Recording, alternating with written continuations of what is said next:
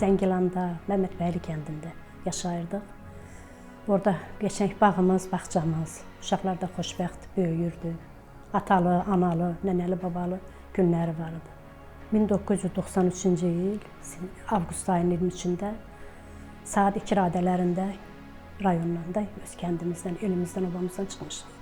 Uşaqlarla bərabər, ailəmizlə bərabər.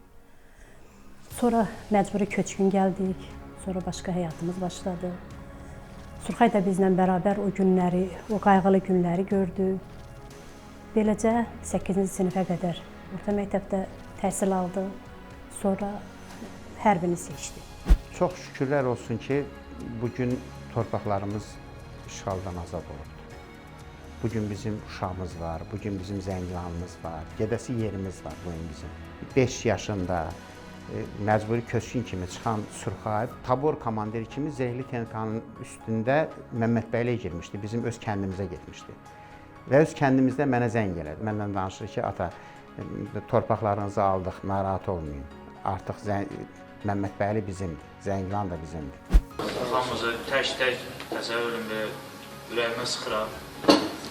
Həmişə bu vətən üçün, bu dövlət üçün birlik olmağınızı arzularım. Vətənə də sədaqətli, layiqli oğul yetişdi. Etibarlı uşağı idi. Məsələn, lap balaca vaxtından ona nə tapşırıq verirdin, onu qaydasında axıra qədər yerinə yetirirdi. Beləcə də 44 günlük müharibədə axıra qədər döyüşdü.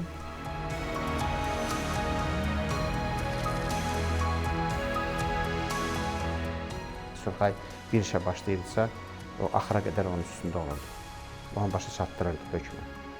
Və hərbidə də elə idi Surxay. Surxayın nə işi var idisə, nə fəaliyyəti var idisə, Surxayın göstəricilərinin nəticəsi idi. Hərbiçi peşəsi çox şərəfli peşə idi.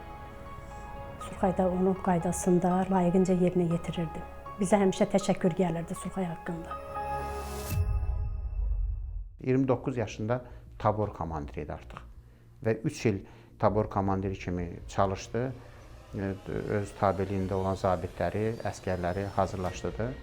Və 27 sentyabrda müharibə başladı. Onun o nəticəsi orada görsəndi. Ağır döyüşləri Füzulidə olubdu. Füzulidə bilirsiniz də, onlar müdafiədə idi. O Hayan səddi var idi. Oradan keçmək çox böyük cürət tələb edirdi. Surxayın taboru onun ötəsindən gələ bildi. Qürur hissi keçirirəm. Torpaqlarımız azaddır, oğlum da qəhrəmandır. Amma onun yoxluğu ilə barışmaq çətindir. Övladları var, çox şükür. Oğlu var, fidanı var. Bir də balaca Surxayımız var. Onlar təsəllidir.